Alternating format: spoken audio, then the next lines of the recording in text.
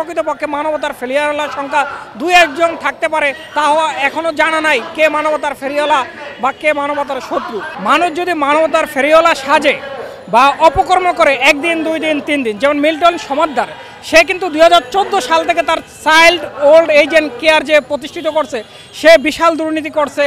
সে মানুষকে হাত পা কেটে ফেলতো, তাদের ট্রিটমেন্ট করতো না। সে যে child and old age care গঠন করছে সেটা আমাদের জনগণের টাকায়, হয়তো বা আমার টাকায় নয়, আরেকজনের টাকা বা আমাদের এই দেশের নাগরিকের টাকা বা প্রবাসীদের টাকা। কিন্তু সে 2014 সাল হইতে 2024 সাল পর্যন্ত যে এত অপকর্ম করে, সেই জায়গায় যে সংশ্লিষ্ট যে পাইকপাড়া থানা আছে, থানার কর্মকর্তারা ওসিরা কোথায় ছিল, তারা কোথায় ছিল? আমি মনে করি আমার এই যে ঢাকা ইউনিভার্সিটির আন্ডারে যে আমাদের শাহবাগ থানা, এখানে কোনো অপকর্ম হইলে শাহবাগ থানার কর্মকর্তারা জানে, এখানে গোয়েন্দা বিভাগ আছে, বাংলাদেশ প্রশাসনের শক্তিশালী মিডিয়া আছে। তাহলে এত বছর সে যে অন্যায় কাজগুলো করেছে, তাহলে আমাদের এই প্রশাসন কোথায় ছিল? আমার জানা মতে আমার সবচেয়ে প্রিয় ব্যক্তি হলো ডিআইজি হারুন স্যার। উনি অত্যন্ত স্মার্ট লোক, ভালোভাবে কথা বলতে পারে। কিন্তু ডিআইজি হারুন স্যারের কাছে আমার একটাই প্রশ্ন, স্যার আপনার যে প্রশাসন এত বছর মিল্টন সমাদ্দার অপকর্ম করছে, তাহলে মিল্টন সমাদ্দারের যে অপকর্মর যে তার হাত ছিল, কালো হাত, এই হাতের লাগাম কখনো টেনে ধরেছে কি? ধরতে পারেনি। তাহলে প্রশাসন কোথায় ছিল? আমি মনে করি প্রশাসন কি এর সাথে জড়িত ছিল, মিল্টন সমাদ্দারের সাথে?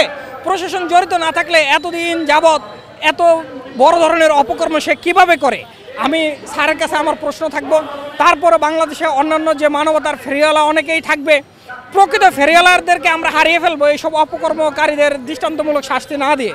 আমি মনে করি যারা মানবতার ফেরিওয়ালা হতে চায় তারা যে স্থানে বসে সেবা দিবে, ওই স্থানে প্রশাসনের অনুমতি নেবে, সরকারের অনুমতি নেবে। প্রশাসন সবসময় যায় অডিট করবে।